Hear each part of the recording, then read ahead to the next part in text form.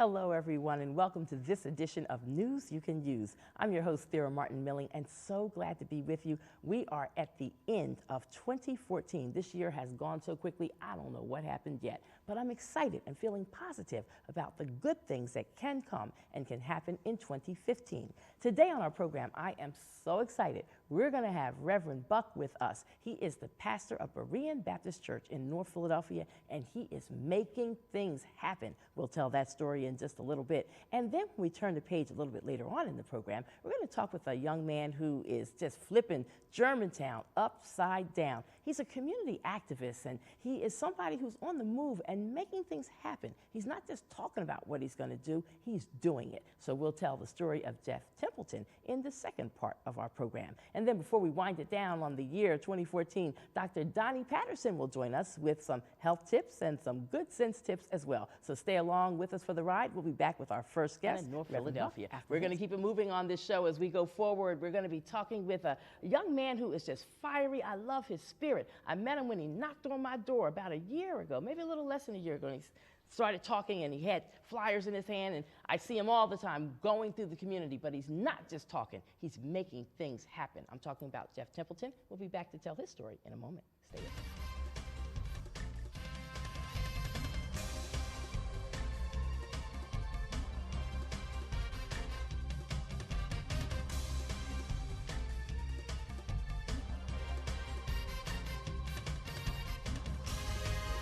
We're continuing now with our program, and I am so glad to be able to say hello. If you just turned your television set on, you missed a little bit of News You Can Use, but we still got the best yet to come. I'm the host, Thera Martin Milling, glad to be with you here at LaSalle TV. And joining me right now, I have a very special guest sitting by my side, Mr. Jeff Templeton. He is from the Germantown community, and that's how I first met him. In fact, I first met you. You knocked on my door, and you introduced yourself. You said you were running for committee person, and your message was just nice. You just came across like a decent person. And I said, I'm gonna vote for this guy. I decided that day, the first time I met you, I'm gonna vote for this guy. And I just see you doing so much work in the community, and I don't think you're funded. Like, I don't think anybody's dropping whole lots of checks and money to get you to do stuff, but you're like, determined you're going to do some good programming, and you've been doing it. You're not just talking, you're making it happen. I am, and thank you so much for having me on the show. I decided to run for committee person because I wanted to see real, tangible change in our community. I don't think we utilize our youth enough for a lot of the things that are going on in the community, and they need to be more involved. And one of the promises that I had was that I was going to be effective as possible in our community and also work with other committee people within the area. We just did a feeding for our seniors, a Thanksgiving feeding for our seniors, where I teamed up with Cheryl Moraine, and it was a phenomenal turnout. We had about 50 people show up, and turkey, it was great, mashed potatoes, it was, everyone was really digging the event. And the one before that, it was a community breakfast, where we also used the youth, again, once again, to interact with the community, because it's important, again, moving forward, to use our youth as much as possible.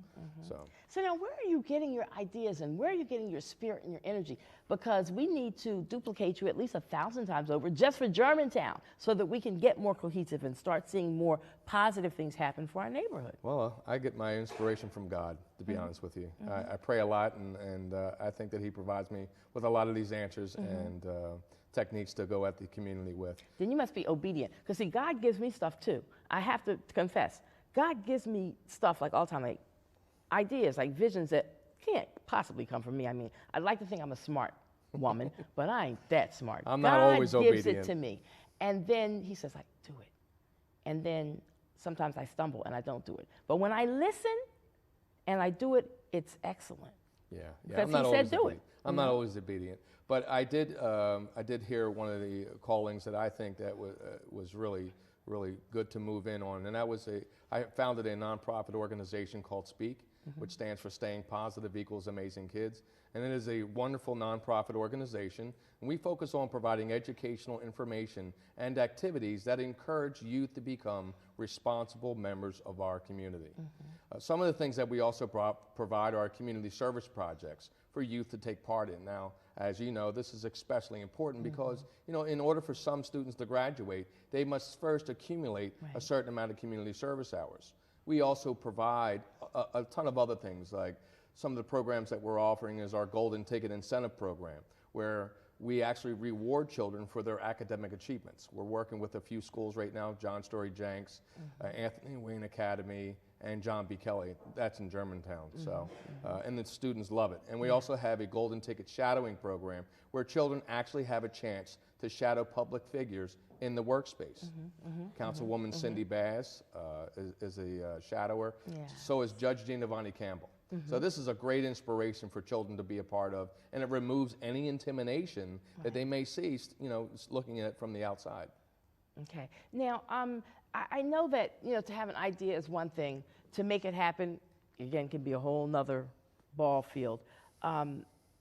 Are you able to get some level of support, like a Cindy Bass? Does she say, oh, Jeff, I love what you're doing. I'm going to find you some activities fund money or something to help fuel the fire to keep things going for these great programs you're offering? Sure. Cindy Bass is very supportive.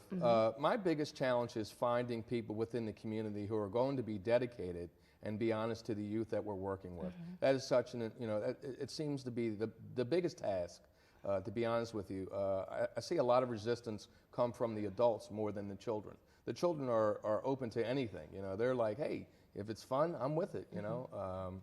You know, we have our annual community service event down in Love Park, where we give children that chance to accumulate their community service hours. And we just had it this November, where we fed the homeless. In fact, I think I saw you in it was November 8th. November 8th. And that I missed it. Yeah, I mentioned it to you. Yes. And it was a great turnout. We had about just over 200 people show up.